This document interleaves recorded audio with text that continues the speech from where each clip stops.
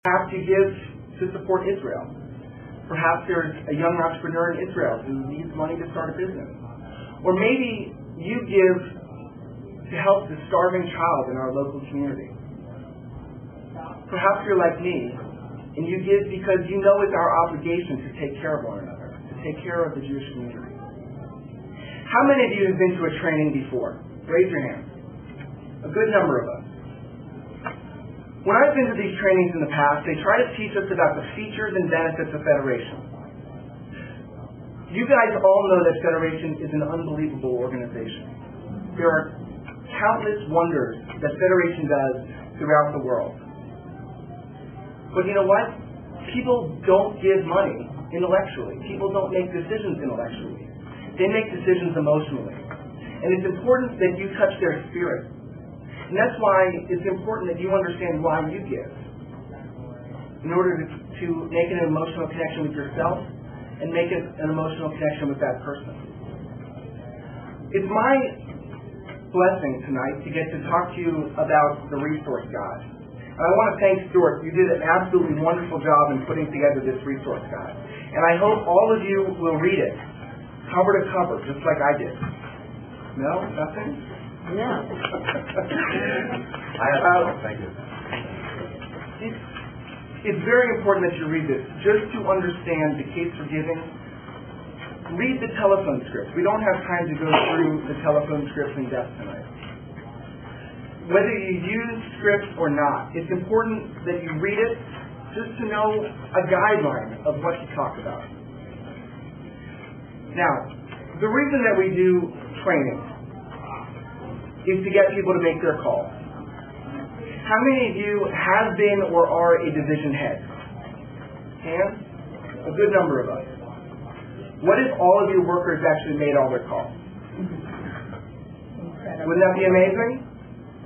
If all of your workers actually made all their calls, we would have a much easier job to do at Super Sunday. So what I'm going to talk to you about today is formulating a plan to make sure that that gets done.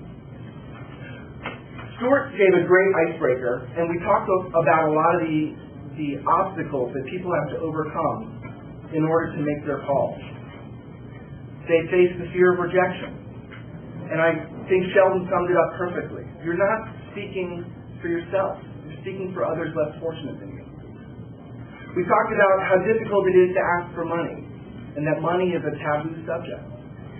But again, you're not speaking for yourself. You're speaking for those less fortunate of you. But my feeling is the number one reason that people don't make their calls is because they don't have a plan. They don't know specifically what they need to do to get it done. If you're like me, you're a procrastinator. You don't do it a little bit at a time, and you wait until the end of January and you think, oh my gosh, I've got an insurmountable task of calls to make. So we're going to talk a little bit about how to get that done.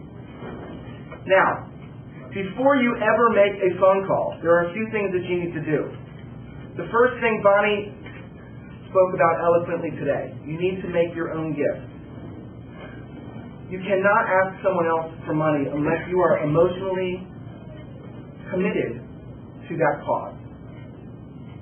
Raise your gift so that you can be part of the Matching Challenge grant.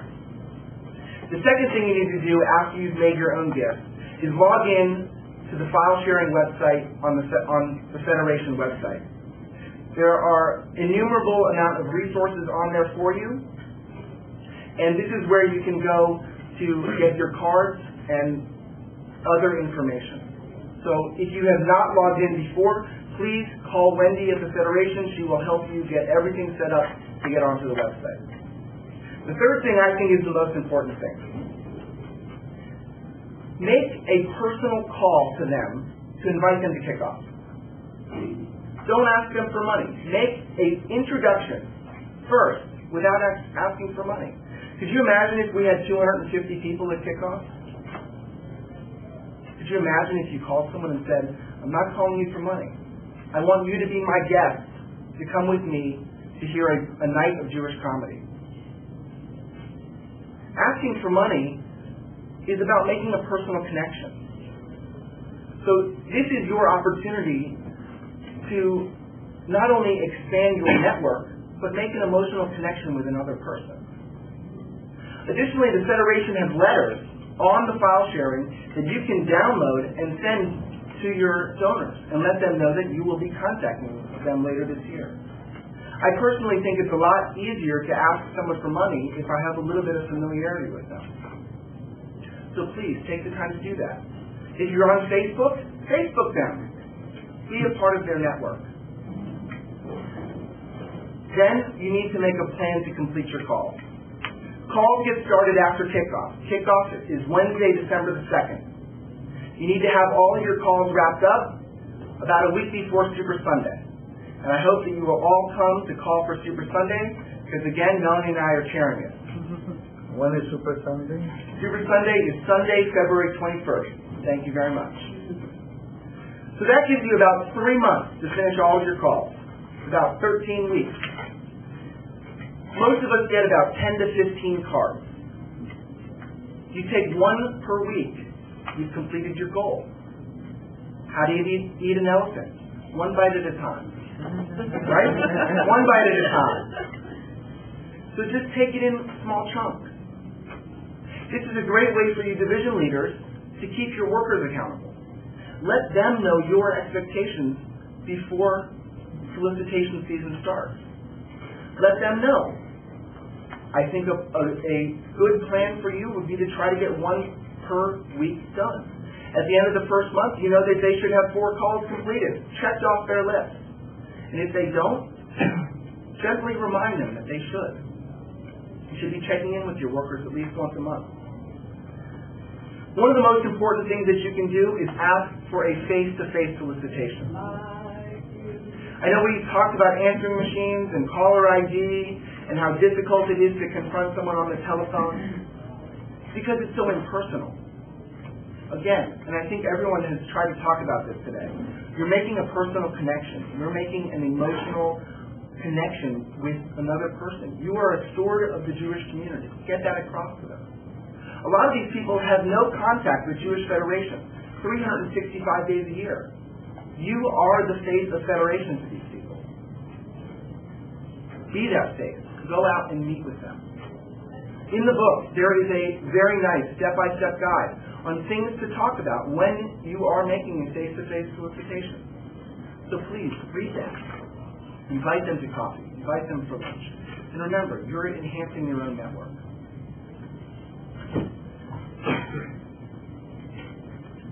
When it's time to submit the card, again, you can take checks, you can take credit cards. I bet the Federation would even take a big wad of cash. The last thing that you got to make sure that you do is send a thank you card. There's a good chance that you're going to be calling on these people again next year. So make sure to send a thank you card on behalf of yourself and behalf of the Federation. It's a very nice touch when someone has received a personal, handwritten note from you, thanking them for their time and for their generosity. Now what I'd like to do now is I'd like to open it up just for a couple of minutes and talk about some objections that you guys hear, that we can maybe brainstorm some ideas of how to get over those. The economy's slow, my portfolio's down. Does anyone have any things that they typically hear? And if you have a suggestion on how you can get over it, let's hear that too. Bonnie? Would you like to start us? Well, you mentioned it. The portfolio, the stock market is down, the portfolio is down. We deal with physicians, and Medicare's cutting the fees. Reimbursements are down, making less money. I don't like where you're sending your money. I'm going to send my money directly to Israel. So how do we overcome this? You tell them exactly what we do with the money that goes to Israel. I think it's important to have at least 3 stories. A local story, something that happens in our community that you feel moved by, something that happens overseas, like Debbie's story about the woman in the former Soviet Union, and then I think it's also important to have a story about Israel, something that you can relate to people on 3 different levels, and a current story. And I know that there are many stories also in this book that can be used to at least start a conversation. or close a